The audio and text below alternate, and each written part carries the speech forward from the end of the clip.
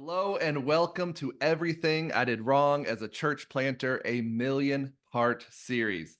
My name is Logan Wolf, and I'm coming to you from my office in Provo, Utah, where my wife Grayson and I have been church planters for almost 13 years now. We moved here from North Carolina and began meeting in the conference center of a hotel, and we did the mobile church thing for several years before navigating a church merger, becoming multi-site overnight with buildings and staff in two different places. And after several years of multi-site, we offloaded that entire structure and are now functioning across the state of Utah as a network of house churches. And so my purpose with this podcast is to walk back through all of those experiences and to share what I wish I had done differently, what I would do differently now if I were pursuing those same courses of action, what I would do differently, just knowing what I know now. And my hope is that I can spare you some of the heartaches, the frustrations, the tears, the headaches, the money, the time, the energy that I feel like I have burned and wasted and thrown away. So, and I've been, the last several episodes, I've been bringing in some other voices, some brothers, different parts of the country to share their experiences with us and to have some of this conversation together. And that is the case today. I am joined by my friend Dustin Alley. He is up in Bristol, Connecticut.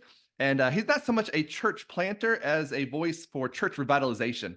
And so he's going to come at it from a little different angle, and we're going to press in here to some of the similarities and the differences in his own story that I think you will find very valuable as we continue to explore some of the many mistakes that are possible as you're navigating your own church planting journey. So, Dustin, hello, sir. How are you doing? Hey, Logan, I'm doing well, man. Thank you so much for having me on here today. I'm looking forward to the conversation. Yes, sir. Why don't, by way of introduction, maybe you kind of walk us through just a little bit of your faith journey, a little bit of your experience, particularly just around landing where you are at Liberty Baptist Church, and give us some context for our conversation. Yeah, sure. Sounds great, Logan. Listen, I was raised in the South. Grew up in a Baptist church, and I've never been told I was short-winded. It always goes the other direction. So if I start talking a little too long, feel free to interrupt me. But yeah, no. So yeah, again, raised in the South and grew up 13 years old. I went away from my faith. God brought me back while I was serving in the Marine Corps in Afghanistan. And when I came back to my wife, our 1-year-old son, and now I have 3 children. Gosh, what are their ages? 12, 8, and 7. My 8-year-old turns 9 here soon. And then my wife and I have been married. It'll be 17 years on December 30th of 2023, together 19 years. So that's been wonderful. But when God brought me back, he used a church. He used a man, staff sergeant in the Marine Corps, to start asking questions. And then I came back to Arizona. We went to church. God used a men's group to just break my heart and let me see what I had left behind. And, and then we went to a different church a few months later for reasons that now wouldn't have been a big deal. But we ended up going there. God called me to ministry in 2013. I surrendered in October. I denied recruiting orders. In 2015, I came on as an assistant pastor working with youth. And my pastor basically told me, if I don't want to do it, it's yours. I'm like, okay, cool. And so I did that work for 3.5 years. And that was wonderful. My pastor was a church planter, if you will. The church had been planted when he got there, but it was only 18 months old. There was like 12 people. And so it was cool to actually go through that church planting process with him in a sense, because he got there in 2011. I started coming around 2013. 2015 is when I came on staff. And then I was on staff there for us to start an academy. The church grew. And 2019, late 2018, God called me to lead pastorate and to take that step of faith. 2019 got voted in up here in Liberty Baptist in Bristol, Connecticut. I've been here 4.5 years, 8 months in, COVID happened. And so I don't even know what it would be like to pastor a church in normal circumstances. We're still figuring that out. So that's the shortest version I've ever given of that story. So that's kind of how we ended up here. Yes, sir. That's awesome. So, okay, you're there front end. You're seeing some of the immediate workings of a church plant. You're attending there. Now you're on staff. You're leading it, and you lead it right into COVID. Yeah. Well, so now this church here wasn't a plant. This church they were celebrating their 40th anniversary whenever I got here. Well, 40th, and so you took over there prior to COVID. Yeah. I'm tracking with you. Okay. Now the church in Arizona, Freedom That was Baptist. that was That was where. the church plant that I came into. And it was really cool to kind of see that, that transition into a more established ministry. And So so, yeah, maybe before we kind of speak to your experience there in Connecticut, I mean, just maybe two or three quick things quickly off the top of your head. What did you notice differently about going from what was in Arizona to just Connecticut? Because there's this huge decades different in age, and so what do you yeah, see? no. Yeah, So, my pastor there, we unfortunately went through a little split. 2011, gosh, it was was it the year I surrendered? 2013, 2013, 2014. There was a little split. And I was close with my pastor, and he kind of brought me in and said, "Hey, I need your help." Okay, let's figure it out. And the reason it split actually, and it's his story to share, but he came there, and as he grew in his faith and closer to Jesus, he realized some of the things he had been taught were not who he was, not what he believed, not what he thought the Bible taught. And he found things in the Bible that contradicted stuff that he had been taught, and more around preferences that were being preached as doctrine and stuff. And when that started to come out in his teaching and preaching and in his life and his wife's life, there was a big stink raised about it. Split happened, and then we went forward from there. But what happened after that was everyone that stayed back was 100% behind him. Like, yeah. they were his pastor. They had been through a battle with him and supported him.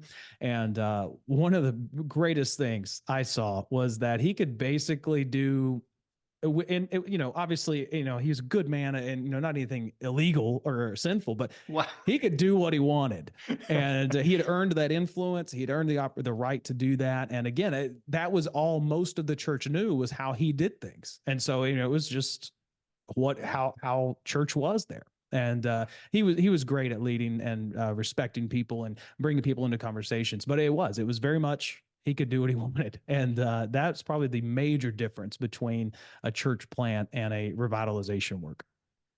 Yeah, well, before we talk about that, you said something there that just made me think of a conversation I Sure. had earlier with another brother, or maybe it was just me monologuing, just speaking into the ether. I Talking to don't know. yourself, I Yeah, I don't know. understand. Yeah, right. Yeah. But that idea of, we went under an organization where there was, when once we got here, realized there were some differences in preference, or some differences in maybe Yeah. even understanding of the Bible, Mm-hmm. and that some deep struggles come out of that.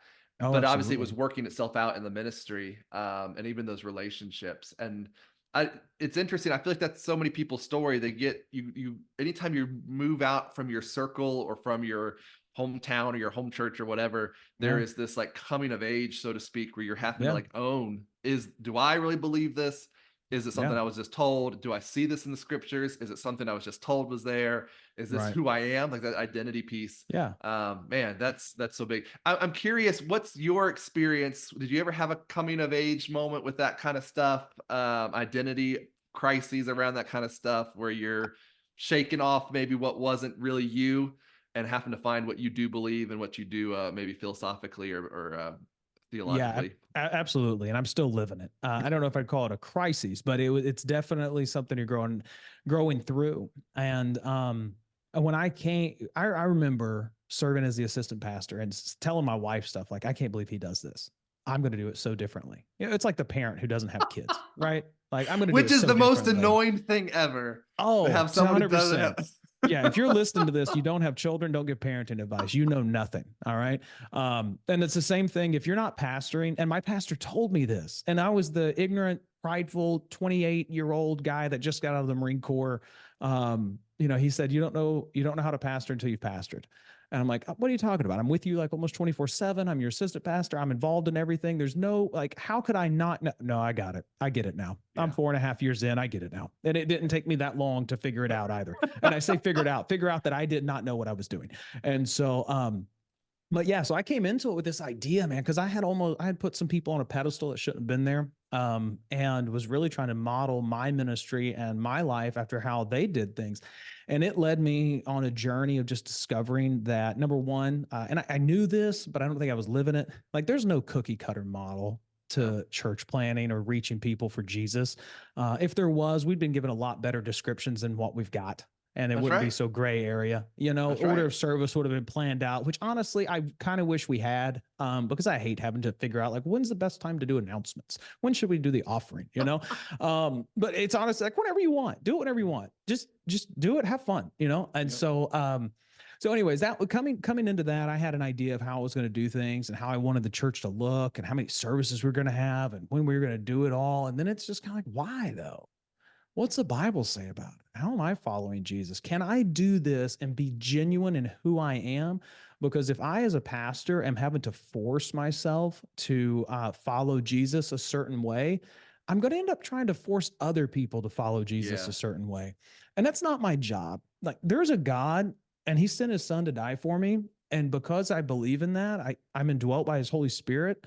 He'll do a much better job at helping Amen. people follow him and I say forcing, but bringing conviction and stuff than I will, Yeah. And we preach the Bible, we preach on sin, we preach on wisdom and discernment. But I'm sure some listening may have been a part of churches where pastors were just telling them like, you're not right with God unless you do this, that, and the other thing, and it's all preference stuff. And so, I was never that far gone, I would say, but and a lot of that helped seeing my pastor come out of some of that. Not that he Wow. was that way, but he came from that. And so it was ingrained in him. And I'll say this, because you mentioned being a part of an organization and then getting out there and realizing there's such stark differences. The fear of man is a snare. And if you begin to drift from your supporters and the doctrine that they hold or something they hold as doctrine that you see as preference, number one, it's respectful and kind to just let them know that, like, hey, I just want you to know I'm starting to change on this, and I understand if you want to drop support, you need to be ready for it. But if we're allowing the money coming in, whether that be as a church planner, as a pastor with someone who is a big tither, we can't allow money to make our decisions for us. We've got to be true to who Jesus has called us to be, and that's just so important coming into it. Because one of the statements you and I were talking about, is what you win them with is what you'll keep them with. Yep. And don't be surprised if you start changing your preferences, your methodology, and these things, and people start leaving. But that's okay, because you're not meant to be everyone's pastor. And I say we are not meant to be everyone's pastor. If we were, there would be one church, there'd be one pastor, and that would be it. There's not. And so I'm going to pastor the people that God sends my way. And I'm going to wish well to people that believe someone else could pastor them better, because I want them to follow Jesus, not me. And so that's I don't know if I answered your question there. I think I went long-winded, a little ramble, talking to myself some. And so sorry about that. But dude, no, this was excellent. And Logan, when you think about it, podcasters, we're all a bunch of crazy people, because if we're not doing an interview, we're just talking to ourselves into a microphone, right? And then because if I was sitting here without a microphone on, people would just call me nuts, right? What is this guy doing in there? Yeah. So I want to emphasize something, because I think it's so crucial for guys who are just starting church planting, thinking about church planting, to recognize, you said it, there is not this cookie cutter model. And we go to the Bible, there are clear biblical principles, but you're right, there's never this prescriptive do X, Y, Z, which make, principles transcend culture, they transcend history. I mean, it can be worked out anywhere. So it puts it on us. How do we live this out in our context, in our day? That I get that modeling after someone else's ministry. And I think that's that cookie cutter mentality. Like, oh, they did it this way, I'll do it the same way. I was doing that. I had a whole episode where we talked about church planting books. And brother, I was using a couple church planting books as like checklist. And I was and I had done this. And then I flipped, okay, I'm doing this. Hang on. And then, you got one there? What do you got? Yeah, right here. Not a bad book. I'm not promoting it, but this was mine. Order in the Church by Dr. Paul Chappell. Do you? Same book. Book. Man. I was looking there like, okay, I got to structure everything exactly this way. And this is how I have to do it. And I'll tell you, for a church plant, that book fell into my hands at a dangerous time, because we don't even have the people to necessitate half the stuff. No. Yeah. So you're out there like, okay, I've got to do it. I'm going to be the parking lot team. I'm going to be the greeter. I'm going to be the usher. I'm going to be the sound guy. You're saying it in jest, but we did that. Like that. Yes. We had so many systems in place, and it's me, that first year I'm preaching to my wife, a full year. It's me and my wife only. And, I'm like, let's stand and shake hands, greet your neighbor. And it's like, what are you doing? It's like me, like walking over. So, so I get that trying to mock, dude. It was ridiculous times. That's hilarious. So, Was there a live stream of this? no, Is there a recording? I am so glad. I'm so Oh glad there's man. no recordings of any of that Oh, mess. that's awesome. So we anyway, we're having, so I'm looking at these other guys, these big ministries you want to model Yeah. them after, Yeah. and thinking this is how it has to be. And then you get out here. And what you just said, I really struggle with it. Fear of man, you know, what I don't know what the verses in Proverbs, it's a snare. You quoted it. Man, that is, I have found that in a deep personal way these last few years as we've made that transition into house church. And I remember it was so big. We had we had formed our sending agency, but we had not told any of our supporters, we've gotten rid of the buildings. This is what we're doing. And it was out of fear, because I thought this is our only, those financial supporters is how I'm paying my bills and feeding my family. Right. And so we went almost 3 months before we had mentioned it in the newsletter, and like, hey, by the way, we've completely changed everything. We've changed everything. And it was, and I, looking back, I could see it. It was purely fear, which is so crazy, because I know beyond a doubt, God called us into this. Like God was clearly leading. And that still wasn't enough to quell, well, what will so-and-so think? And what will so-and-so do? And will the money? And of course, when we brought it up, all those fears were actualized and all the money went away. So then you're with, okay, that is what God's leading us into enough. Like, is he going to be enough in this? And dude, that was a struggle. I'll tell you another book. If you're talking about books, I'll talk about books all day. Dude, you know I can. You and I have already done this. Hold on I think so. Yeah. Okay, right here. Hold on. Yeah. I've not finished it yet, but have you read this? When people are big and God is small. No, I haven't. It's Fear, pressure, codependency. Okay. And the fear of man. And so I'm in it right now, but I'll throw that in the show notes too. Well, I just think we're this gonna put that in my Amazon list. There you go. I would I'd be curious once you finish it, just how that's what good. you think. So first off, I grew up in the South. And where in the South did you grow up? Yeah, Northeast Tennessee. So Kingsport, Bristol, Johnson City area. I grew up in smaller towns around there. Church Hill, Mount Carmel. I mean, come on, you know. That's biblical. Yeah, that's it. I grew up in God's country. Literally, we were on Mount Carmel daily.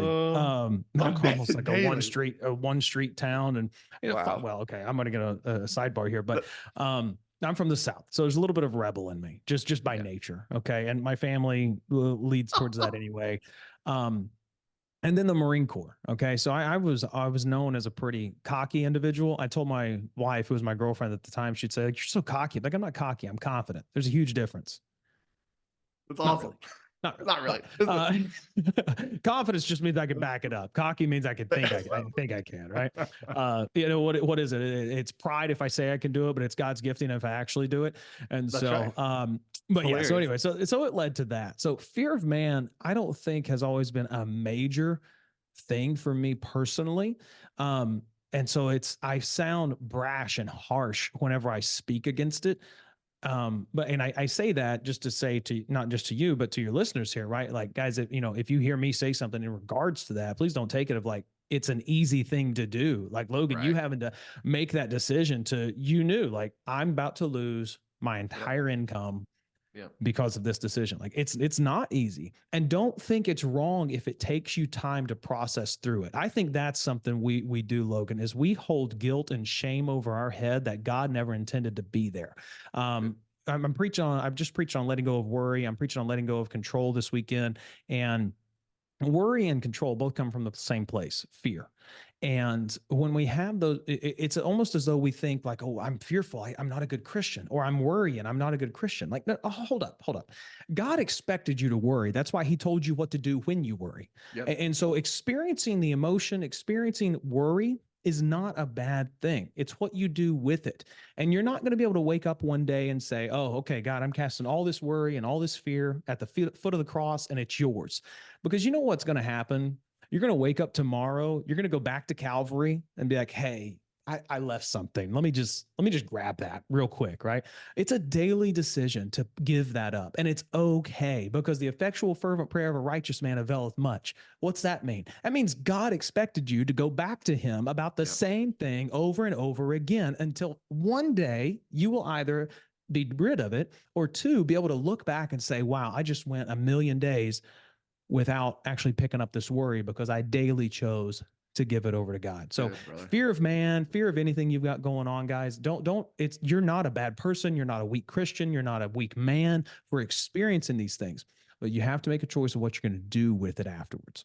Good. It's really good, brother. I appreciate you speaking into that. That's awesome. Wasn't even on the list of things we were going to talk about. No. That's awesome. That's extra. You got to pay for that one, guys. Oh my gosh, that was good. Okay, so we're talking about the church planter. You're in a situation where we're calling it church revitalization. You've come into an older church, 40 plus years, already established. You've already mentioned. Let me pause for just a second. Yeah, because when we say already established, I think there's some preconceived notions about what that means. Let me talk about what I walked into, and I say it with respect. If anyone from our church listens, I love you. We've talked about these things. It's just the truth of the matter. When I came into our church, when you pulled up, the sign out front has a steeple on it, and then the words Liberty Baptist. When you turn into our property and you look at our building, there's something missing from the building. There's no steeple. All right. So then I come into the church. I won't go into all these details. That's hilarious. But I walked in, and because I think this way, I asked, like, hey, what's the church's logo? And I get told, well, I think it's like the proclaimer. And what does that mean? The guy proclaiming liberty in the colonial outfit with his mouth wide open and a bell. Right? Like, okay, well, is that on any material or anything? Well, no. Oh, okay. Is there anything you put out or show people? And well, hang on. And then someone goes into the church office, grabs the previous pastor's business card that has this logo. And if you're listening and not watching, there's air quotes around the word logo. Air quotes make for great audio. Oh, 100%. Yeah. It's like a globe with a G or something. I don't even know. I could have made it in paint in 2 minutes. And I'm like, that's not it. The church did not have a public social media presence until I was candidating. And I asked them after, on my first interview, hey, I was looking for you all on social media. I couldn't find you. Was I looking for the wrong place? Did I mess this up? And they go, oh no, we don't have a Facebook page. And I was candidating in 2019. All right. This wasn't like 2003. Okay. So when we say established, there's a building, there were finances, there were people. That's all we mean. Right. And then what's the outreach program? What does that look like? We do a Christmas play every year. Okay. All right. Any serving opportunities, any events? We do an Easter egg hunt. Oh, okay. Where do you do that at? Up here. Okay. And then and that actually wasn't too bad of a thing. We've continued that and kind of expanded on it and stuff. And so just do you have life groups or anything? No, we have a Wednesday night service. The Wednesday night service of a church that was running about 140 at the time I got here, was about 18 people. Okay. So there were some things to work through. And so, like I said, established, but man, there was, and that's just reflective of some of the other things. Website was a free Weebly thing. Oh Lord. So, the outreach, the presence in the community, the outreach to there. This is a diamond. The people of this church are amazing. They love God. They love others. They have a desire to serve the community. And it was like a diamond hidden in a neighborhood that nobody knew about. And so that was kind of like job one, let people know about this church.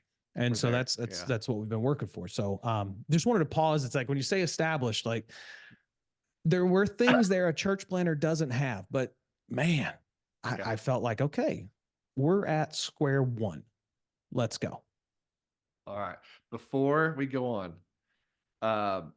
because this isn't going to be a topic, I don't think big enough for a whole episode, but what's the worst church website you've seen? Just can I say mine? Can I say ours? Was yours the worst one you've ever seen? Brother. Was that the worst one you've seen? Oh gosh. No. Okay. It's in the top 5. But man, I've seen Clip art. And just this is in the last few months. I saw clip art on a church website. I'm like, what are you doing? What are you Dude. doing? That died at least a decade or two ago. And it's kind of like when someone asks you, like, hey, yeah, can you fax that to me? Like, no, I'm sorry, Cheryl. I left that in 1985. Do you have any other like carrier pigeon is actually more likely to happen than a And a fax fax. machine in Yeah. 2023, right? It's easier to find pigeons. Yeah. Yeah. And so, I've seen them with clip art, and then I love, you've got some that will just like word vomit, like everything Yeah. that they believe about everything. Like, guys, honestly, like that's not what that's for. That's not what that's for. You got to have a purpose on your church website. Like if you're a church planner, you need to reach out to Nucleus, nucleus.church. They'll help you with a website at a great rate. And they've even got a program called Nucleus Universe where they'll build the stuff for you. And it's phenomenal stuff. You can go to our website, lbcbristol.org, and we are on the, we're just regular with Nucleus right now. I've submitted the paperwork for them to build ours. They're just waiting for us to submit staff photos and some bios, and I've been dragging my feet, so I'll have to get on that. But reach out to them. Like, have a great presence out there, because your website, they say it's the front door. You got your social media, your website. That people are going to be looking at those. Your Google business profile. Please take care of your Google business profile. Watch your reviews, comment on them. We had a review for our church when I got here. I got here in 2019. The reviewers from 2017 said they would never attend here again. It was too clicky and things of that nature.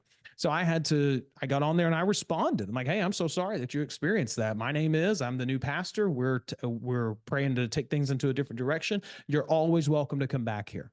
Now, I've never seen that person before. Or I've never seen him before. I haven't seen him after that comment. But what is that? That's out there. So if people see that review, they go, "Oh wow, okay. Well, they got a new pastor. Things should be different now, right?" So take care of those things. Good. But yeah, don't use clip art. Please don't. Clip art. So first of all, I appreciate the resource here you're suggesting, and encourage people to check it out. I was thinking, so when we were on deputation, so raising money to come to Utah, we were in 121 different churches. So always beforehand, if I could, I would try to find their website or try to find how to. And so there's a couple things that stand out to me when I see bad church websites. One was clip art. What's the little guy? The little guy, like the stick figure looking guy, he's like pointing or does all like, anyways, a real like common clip art character. And he was on more than one church's website. And then the websites that would have the counter at the bottom, how many people visited their website. You ever seen those? I forgot about that. Why would you put that on there? Oh, no. And I'm like, right? I'm like number 16. Yeah. And the church has been there for 15 years. Like, oh no. Like no one's on your all website. right. And then one website, and I cannot remember which is, I wouldn't have mentioned the name. One website though had the wallpaper, on the background. It was angels. Yes. Dude, as soon as it loaded up, it was like hallelujah choir music, like playing the whole time. There's no way to turn it off. Just it's like it's made on tripod. Do you remember tripod? Yes, wow, dude. And wow. I was like, why? You can do stuff like that on tripod. I forgot people even did those sorts of things. Terrible things. And of course, I mean, the evolution of a website is an interesting thing to look at, because it went from like build this robust site with everything on it to, hey, do you just have a landing page? That would be great. Right, just narrowed it down. Well, because I think another thing that was just uncalled for, and you've already mentioned it, was where they put their entire theological thesis on their website. Oh my goodness. And our website, again, I go back and forth with ours. Our website has a very pared down one, and my reason is I want to have those conversations in person. I don't want you to like hear blah and you take it the wrong way. Now we can't ever have this conversation, especially around hot button topics, right? And that's the thing, like that's not what the website's for. What's the purpose of the purpose of my website is to get someone to my front door. I want my website to help lead someone to the church, and then we can have difficult conversations. Yeah, man, I'm right there with you. I want those conversations face to face. I want to see your eyes. I want to hear your voice, and I don't want to like be doing it on text messages or email. So absolutely. Because talk forever. Verbiage and the way that you say things is going to be dependent upon how personal it is to an individual. I just had a hot button topic mentioned at a Q&A we did, and then it got brought up again by the same person. I'm like, this is personal. This isn't just an inquisitive question. This is personal. And come to find out, she had some things going on in her family that related to the topic, and so it was very personal. So I can't just give like, oh yeah, the textbook says. Like, Yeah. no, we got to talk about this and Right. really show your care and love, because that doesn't come across in a website, No. especially if it has clip art. Awesome. All right. This is an aside also happening. Okay, let's go to this. We're talking church planting, church revitalization. I want you to kind of you mentioned one thing already, and that was the established patterns and rhythms. And the church you coming into, a church you may revitalize, has got decades of tradition and way things have been done and preferences in place. Whereas a church plant, and you mentioned this too, it just changes. In a church plant, change is constant. I mean, it's just, you're turning on a dime constantly. Yeah. So other than that, what big differences, things, would you, if you're contrasting those two roles, church revitalizer, church planter, before we kind of press into our main not to detract from a church planter's pastoring, but I don't know that I became the pastor of this church until a year ago. And I was leading this church as an organization, in a sense. I was the one preaching. I had been there for people. I'd been at hospitals when husbands had passed. I've been there for new births. I'd done those things, but I don't know that I became their pastor until about a year and a half ago, maybe a little longer. But it was probably 3 years in before I started, 2.5, 3 years in before I started feeling comfortable as the pastor. Right. Yeah. And so, and as a revitalizer, that's difficult because I was required to pastor a good number of people. As a church planter, sometimes it's just you and your wife, right? And that's probably going to be the most difficult person to pastor. I don't want that job, okay? But no, in all seriousness, the church planter's problems, from my perspective, deal primarily with things within the first few years, right? You're dealing with, where's my money coming from? Where are we meeting? How many chairs do I need to set up? How do I need to set the bulletins out? How do I website, just different things like this. It's thing related. Yeah. Church planting is not an easy thing. That's not what I'm saying. No. But things are easier to lead and change than people, because it's not just people's minds you're leading and changing. You're dealing with people's hearts. The candelabras that had been in the church since it was built, that had 2,700 Kelvin bulbs in them. If you don't know anything about the light temperature scale, 2,700 Kelvin is an extremely yellow bulb. Okay. Is it a bad bulb? No, it's perfectly fine. I don't know if it's committed any sins. We might be able to redeem it. But when you have white walls, and 2,700 Kelvin bulbs all around, you now have dingy walls. Yeah. And they need to be removed. So what do? Church planter, I'm going to change them out. Revitalization pastor, I've got to get them to see this problem, to believe it's a problem, to allow me to make the adjustment. Because I don't think we've talked about it since we started recording. But before we started recording, we were talking about the stairs, right? Oh, yeah. So tell that story. Yeah. So within my first 6 months, I didn't really change much. I was laying the groundwork. I mentioned the branding and stuff. I had hired a designer to do a brand guide for us. Our deacons were involved with that conversation. I was bringing like a leadership team together and really working through that. But I hadn't really made adjustments. I was just kind of like taking stock. There were a couple things I had to adjust quickly, in finances and the way those are being handled. And that's another thing I could talk about. And then in nursery procedures, background checks, I had to take care of some of those things, right? But one of the things that our church was known for is its Christmas plays. And they were doing one in 2019 and when I got here. And the church had 2 stairs on the back of the platform, and it was for the choir. I didn't expect me to have a choir within any short period of time. And I know I wasn't going to build one because I can't sing. And then they told me, I said, well, when's the last time church had a choir? Like, well, we don't have a choir. Why do you still have the stairs? And so I had a guy in the church, had been here for a long time. He's like, well, if you want, pastor, I can remove them for you. I think that'd be a great idea. And I looked at the guy who directed the plays. I go, well, is that a problem for you? Like, it would be great if they were removed. It really helps with the set and movement and backstage. I go, okay, cool. Yeah, let's get rid of them. He goes, okay, I'll start Monday. He started Monday. Wednesday night service comes around, and our Bible study at the time was maybe like 18 people. And we get in there, and he has left it tore apart because he's not finished.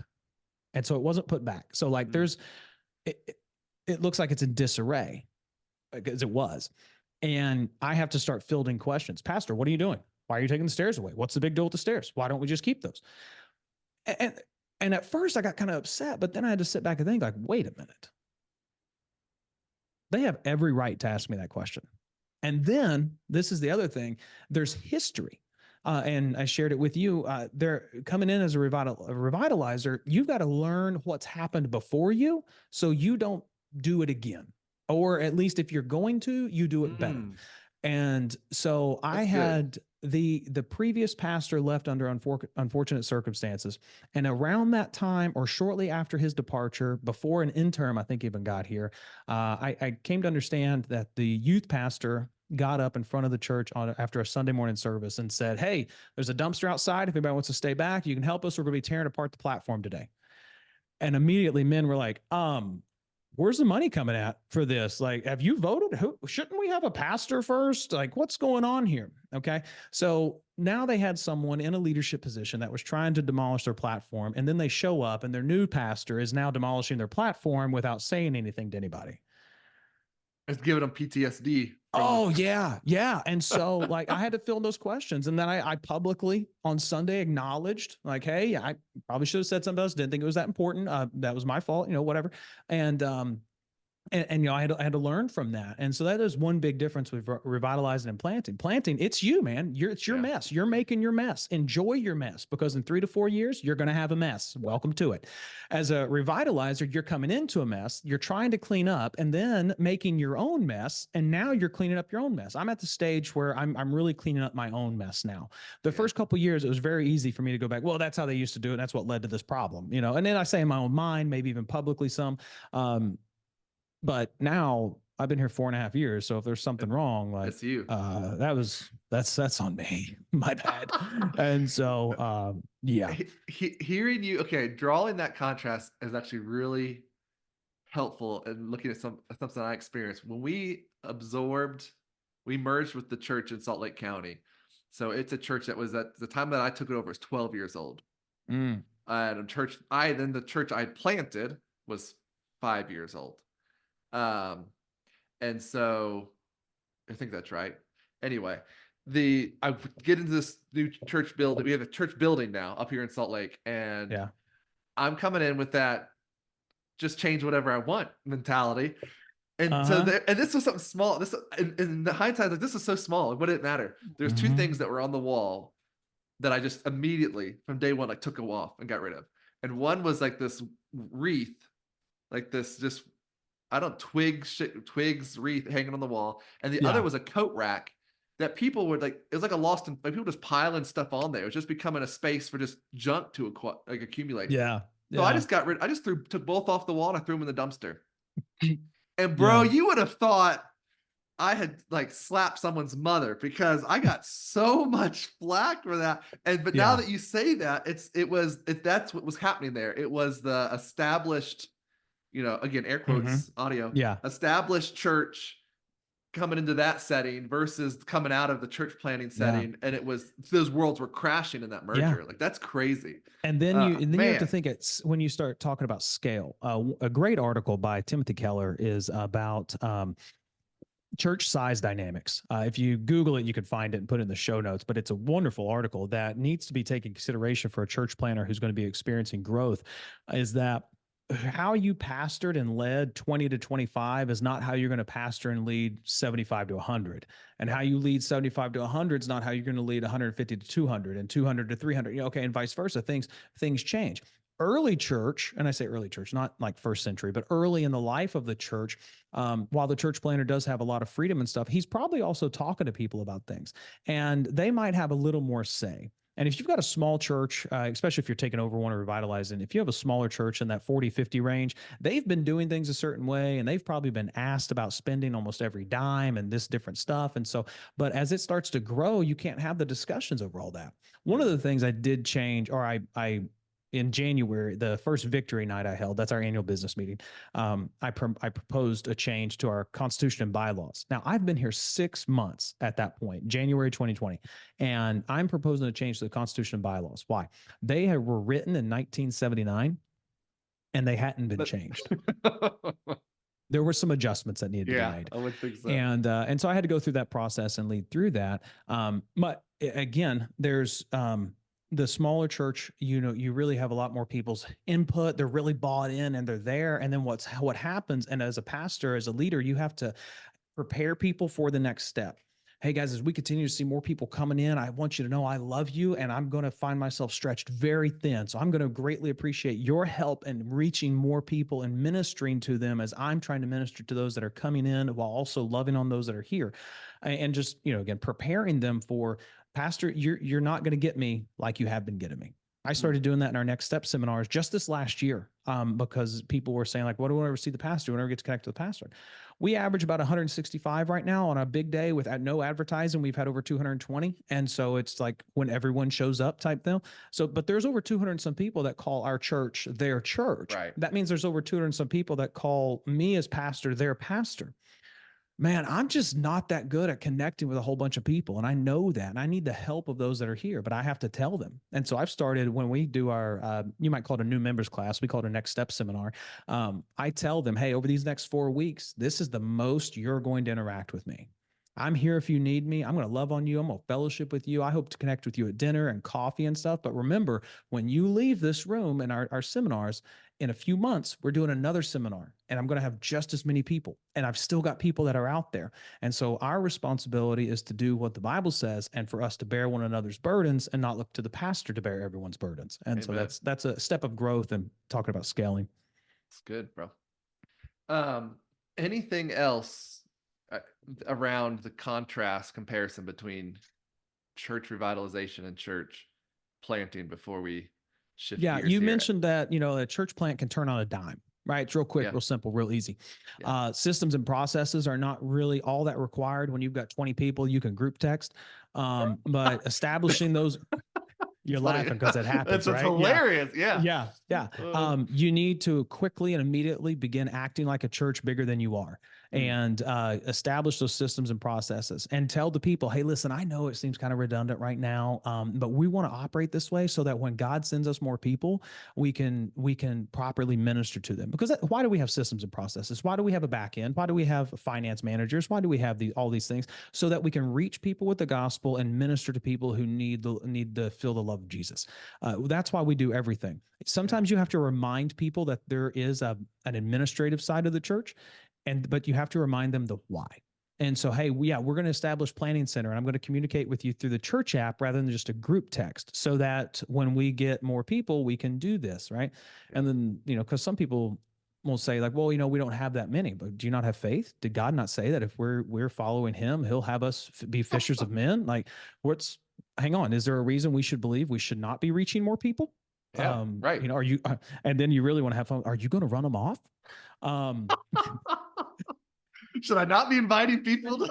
Exactly. I have a friend who took a revitalization up in Massachusetts, and he told me that they got upset with him whenever he brought a guest. No way. Because they didn't tell him, he didn't tell them that the guest was coming. Wow. I'm going to get my resume ready. Wow. And he eventually did have to leave after like a year in. It just was not a healthy environment. And so, so anyways, the contrast, the systems processes, the back end that's there, I would definitely be preparing that as a church planner. Talking about them turning on a dime, big ships turn slow. Church planner, hey, I want to do this tonight. Okay, great. You can do that. But when you start making that adjustment, when there's 100 people coming or 75 people or 150 people, 200 people, you just surprised a whole bunch of people that don't know you as well as those 20 did. And so those 20 know you, they love you, they know your heart, they're there for you. Those 150, there's 15 of them that hate you and are coming because they like the music. There's 20 of them that they don't mind you, but they really like the children's program. There's a few more that they love your preaching, but they don't really know if they like you or not. Yeah. I've had that said. I had that said to a man in our church. Like, I don't really like the pastor, but I love his preaching. Well, praise God. I figured you would experience it because you were rattling these off. Like these were very. Listen, that's exactly right. Like everything I just mentioned to you are things I've heard people tell me that other people have said. Okay. Right. Like, I don't really like the church too much, but they have a great kids program. I really enjoy their worship. I really enjoy this. Like, And it just makes me want to sing that old song out there. Jesus, Jesus, Jesus. Like, what is this about? So yeah, those are that I don't know if I answered your question or not, but that's some of the differences and stuff there. Definitely want to make sure you're prepared to scale. And as you grow into who you are, be comfortable in it. And just, I think we'll talk about it in just a second. Maybe this is a good segue into it, but be who God made you to be, and let him draw people to you from that. He may draw 10, he may draw 100, he may draw 1,000. It's not about the numbers, guys. If it was about the numbers, we'd all go into sales and do something that would get us bigger numbers. It's about loving Jesus, and it's about loving people. Majority of churches aren't running over 100 or so. And so if you're anywhere near that, or if you're below that, you're actually in a bigger category. There are more people like you. It's as you start to see churches grow in size, there's less like that. That doesn't mean it's the aspiration we should all have. You reach who God's called you to reach, and you don't stop trying to reach people. We have faith. We know God can work. And then we accept how God chooses to work. Am I going to pastor 75, or am I going to pastor 750? Well, I don't know. Whatever God's plan is for you. So, right. I think that's a good way to even bring it back to what we had said earlier around identity and fear of man. And it is, I think, the culmination of this. Like, are we stepping into who God has created us to be? I mean, something we say, because we're now more of this disciple making movement, DMM style kind of ministry, and one of the kind of phrases you hear in that world is, God prepares the man ahead of the movement. But I think that's true in any ministry setting. Like, he's prepared you for that time in that place.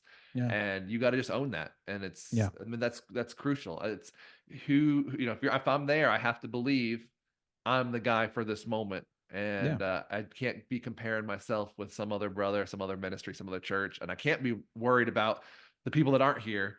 That quote by Theodore Roosevelt about the man in the arena. Is that? I know I've heard it. I can't recall it right now. I can't. It's lengthy. I can't say it, but it's just that idea of like, the guy watching, the spectator. You can't care about that guy. It's the guy actually slugging it out in the arena is the one that we need to. And I think that's true in ministry. We're the one there. You got to press into it, and you're the one taking the bruises and getting dirty and bloody. So. Absolutely. And one of the things that we struggle with is we're taking who we are, or who we think we're supposed to be, from everyone else. A pastor that's poured into us, and good man, loves the Lord, right? But he poured into us, and this is how he poured into us. And we think that we have to do it the same way. We do it from comparison of looking at other people. We do it from allowing people to tell us how we should do things. And then that fear of man. And man, Logan, I spent 9 years in the Marine Corps. I can speak very forward and directly. And this one I'm going to choose to. And so I don't mean to offend you or anyone else, but can I tell you something, guys? The fact that you've already prefaced it that way, I'm offended. So. Yeah. It's okay. It's all right. I'm going to go on another podcast. It's fine. But man, just because you're a pastor, to follower of Jesus, doesn't mean you can't have a backbone. You can say no when someone looks at you and wants you to do something, say something. And I've had conversations where someone told me I should do something I just thought was ridiculous. And I said, no, I'm sorry. I'm not going to do that. And then like, well, I think you're wrong. Well, that's okay. You've been wrong before too. You'll find out I'm right when we get to heaven. Have a good day, But we got to be able to say no. But we can't say no if we don't know who we are. And so this is something I really want to hit on for anyone out there. And you mentioned actionable steps to try to give your guys, not just personally trying to discover who you are, but allowing a coach or someone to help you discover who God made you to be. Self-awareness is really others awareness, and people bringing it to our attention, us going, oh yeah, I do that. Yeah. You're right. I actually do. That is who I am. Many people in general have not done the work to discover who God made them to be. Right. Yeah. I have it up in my office, my core purpose, and I have 5 areas I live my core purpose out in. Well, then from that, I build up my goals for the year. And then from my goals, I build out my quarterly goals. Right. And then my schedule to accomplish those quarterly goals. So I'm living from who God made me to be to accomplish what God's called me to accomplish. So when something comes up that would detract from that, I can look at people and say, no, I'm sorry, that's not going to work for me. I can't be at that meeting. I can't be at this. And that you know what, church planner, you may have to be there early on, But if you are still having to be at every event and every meeting as you're pastoring later, you've That's done right. something wrong, because you should have been discipling someone to be there, and let them lean on them for that. Because you can say no to something for a sporting event for your kids. Oh, Yep. Come on, man. I'm sorry. I know I Come said on. it. I said it, but you can say no. You could say no if you've had a crazy week of ministry or of just life, and you can't make it. You can say no. It's Yeah. okay. Now, I'm not telling you not to lead. I'm not telling you not to suck it up sometimes, and you handle it, but it's okay if you need to take a breath and say, there's another leader who can love them as much as I can during this time. And as you grow, you don't want to do it last minute. You want to be prepared for it. And this is why we schedule and we do things like that. But realize, if you're not living from your identity in Christ, you're living for an identity that someone else is giving you. A great book on this is called Stop Trying by Cary Schmidt. And helps you to find how, I think it says it on the front, like how to live from your identity, not for your identity. And finding out who you are in Jesus is going to allow you to pastor better, to be a better husband, to be a better father, and to just really love people well. But you can't do that if you don't know who you are. Dustin, I'm going to stop our conversation right there. I feel like that is a great. No, I feel like that was a summation of everything built to that, and that was Yeah. a solid Yeah, sure. charge to the audience.